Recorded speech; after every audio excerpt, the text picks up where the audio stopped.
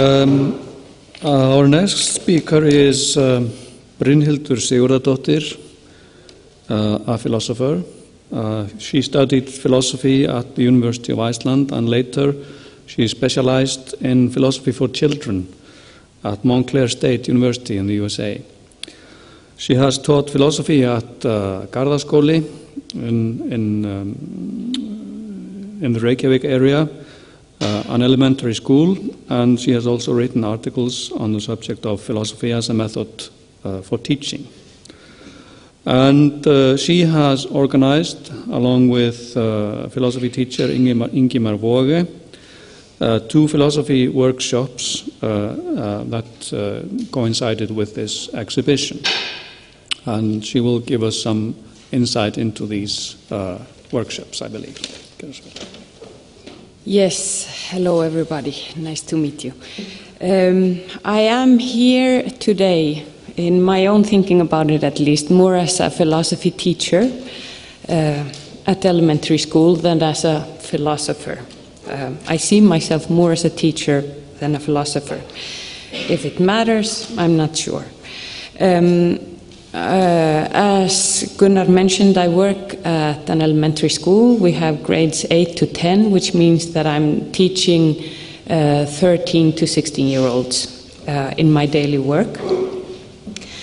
And my engagement with the exhibition that's going on here is that this summer, in the spring and now in August, me and Ingimar Waage had 2 workshops that were open to the public. Children and young people, they were advertised, could come into these workshops and have some experience in the exhibition and do a philosophical session with us. And what I want to do is to share some of the experiences that happened here, and I will talk about the second workshop that we had, not because it was better or more significant in any way than the previous one, but rather because after it I sat down and actually wrote down what had happened, so I have it and can show it to you. Some of you might be asking, why teach children and teenagers philosophy? What on earth does it have to do with young people? And I actually, earlier this summer, my young son, he was taking an art course taught by an Australian teacher, and I was telling this Australian man that I was a philosophy teacher at my elementary school, and he said, "Why on earth do you teach philosophy at your school?" So I had to explain to him what I was doing. And if you think of philosophy as the reading of philosophical historical texts and writing critical articles about them, yes, you could say it doesn't have to do anything with, children shouldn't be participating in that. But when I'm talking about philosophy and when I'm talking about the teaching of philosophy, I'm talking about doing philosophical dialogue. So I'm not talking about introducing specific ideas from the historical context or stuff like that. I am talking about finding philosophical elements in the ideas that the people in the group bring with them. So whether they are 5-year-olds, teenagers, people from the street, it doesn't really matter. It's a practice, and you can do it with anybody. And you, in my view, you could do a philosophical session in almost any kind of context. So that's the kind of background that I'm talking from.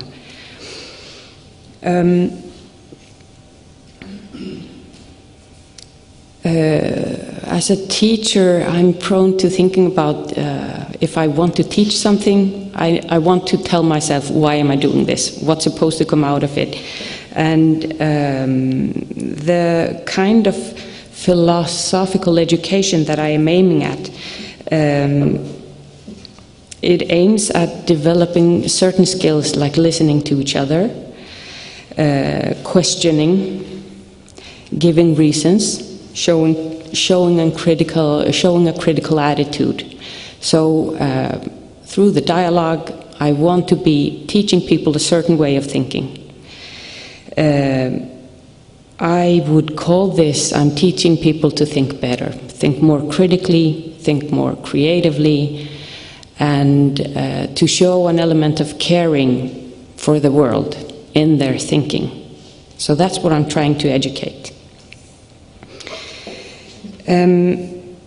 One of my favorite projects, when I look back and think about what have I been doing in my teaching, when I'm doing teaching philosophy, one of my favorite projects has actually been to talk about art and beauty.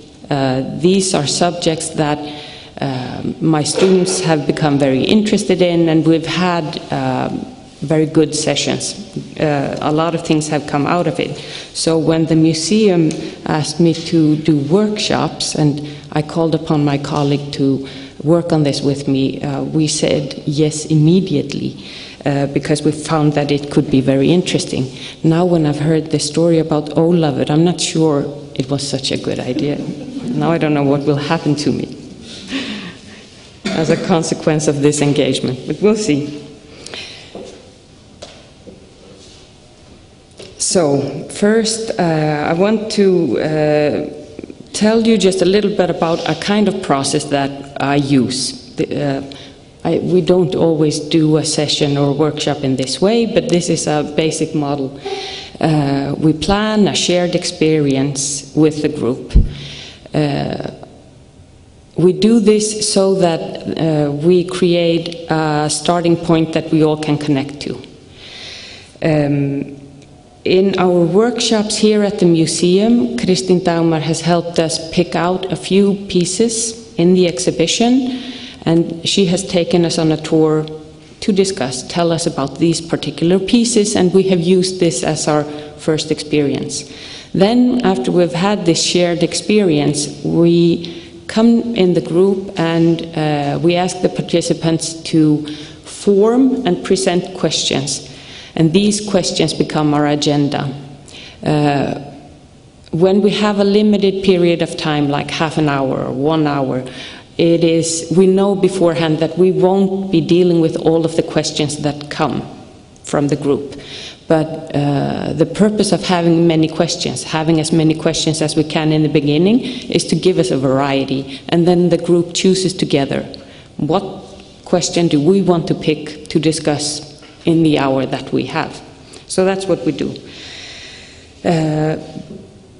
When we have chosen a question, or when the group has chosen a question, the teacher facilitates a dialogue, and the purpose of the dialogue is to dig into the ideas that are presented, to try to find connections, find differences, not just share opinions. So we want to go beyond sharing opinions and do something with our opinions. And then we want to conclude the session in some way. I can never promise that there will be one conclusion. That isn't necessarily the purpose, but we want to finish up in some way, whether it is by mapping out, okay, we have these different opinions or views on the topic, or what questions do we have now after having discussed this for an hour. So the teacher helps the groups to come to some kind of conclusion of that sort. In a philosophical workshop that we had here at the museum earlier this month,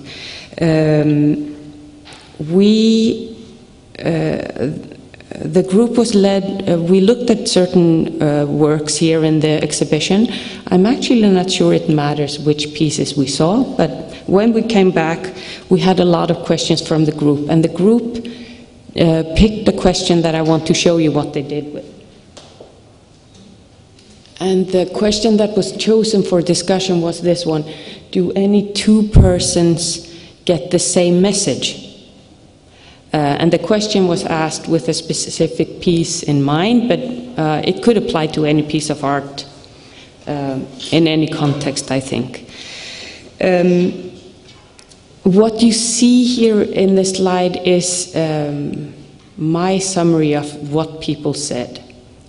Some of the words come straight out of people's mouth, but because it's my summary, I will have skewed and ideas will have gone in different ways than maybe the original person meant to be. But I do this to give you an idea about what happens. We have a simple question, we take it up for discussion or dialogue in the group, and this is what came out of it in this particular workshop. The first main idea that was presented, the main answer was no. If two people come into a room and there's a piece of art in there and they see it, they will not get the same message. Even if the same two people come in the day after, they will get different messages. This could happen. This is because we have different experiences, we have different moods, blah, blah, blah. We are different, that's why we get different messages from the piece. And when we had discussed this a little bit, the question of why are we discussing a message from a piece of art? Is it necessary that a piece of art contains or gives a message at all? Isn't it possible that when I experience art, something happens, but you wouldn't call it a message? The group didn't really deal with this, so this was a thread that came out there and then it left us again. But we worked a lot on the issue of what do we mean by message? What does it mean if a piece of art gives us a message? And we compared the message that we could get from art to messages that we get from, for example, traffic signs, which, and this seemed to be a contrast that was useful for us. There is something very different to how we want traffic signs to give messages. We actually expect all of us to understand the message a traffic sign gives in the same way, but when it comes to art, we expect this not to happen at all. And a view that many in this discussion shared was that it was actually better. Art was actually better, more valuable, richer, deeper, whatever you would call it, if people got different messages from it. So it was a mark of good art if people would get different messages from it.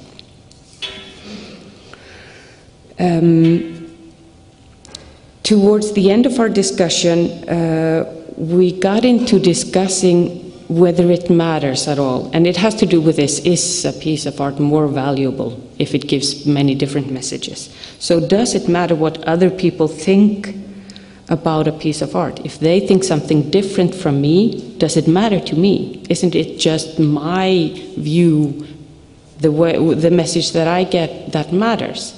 Does it matter what the other people are experiencing? And in the group, people had different answers to this, and we were coming to the end of our time, so we didn't really finish this in any one conclusive way. But some people in the group obviously believed that, yes, it does matter to me what the other person sees or feels or understands when seeing this art piece. So people were saying things like,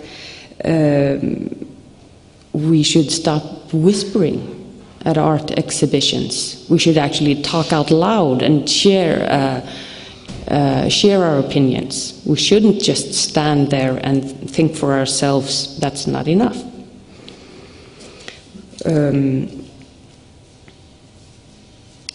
So I don't think I'm going to tell you more about this particular session that we did. But so my question, and my question as a philosophy teacher in general then, becomes again, what is the purpose of doing this?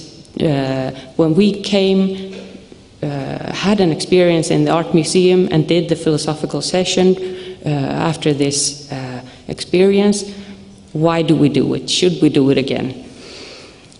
I know that I do it because I think it's fun. Just personally for me, it's fun. I'm curious about what other people say. and think. I enjoy moments of misunderstandings. I actually enjoy realizing that I don't understand a person, or realizing that I thought I understood someone, but when I tell them how I understand them, I realize that I'm wrong. I'm actually misunderstanding them. There's something about these moments, and this is what the philosophical dialogue is about. It's about digging out these moments. Do we understand each other? I enjoy these because I think that they nurture my own thinking. I think that I find that I grow from this, my thinking, and becomes enriched in some sense. This experience helps me realize my own thoughts, feelings, and also my own limitations. So it affects my thinking. I agree with what some of the people in the group said, that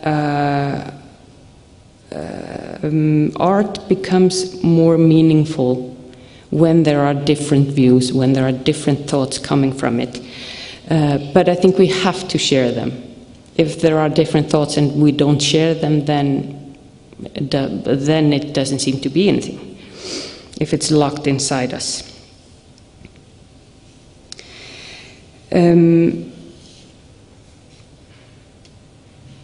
So, in a way, my work here, doing these workshops at the exhibition, my own thoughts about it, does it have any purpose? Like the thinking, does philosophy have anything to do with art? Should we bring philosophy into the museum or not? My thoughts have been going back and forth. But through this discussion about it, I actually came to the conclusion that yes, this actually has a purpose. And that's what they were defining in the discussion. So I think that's enough for now.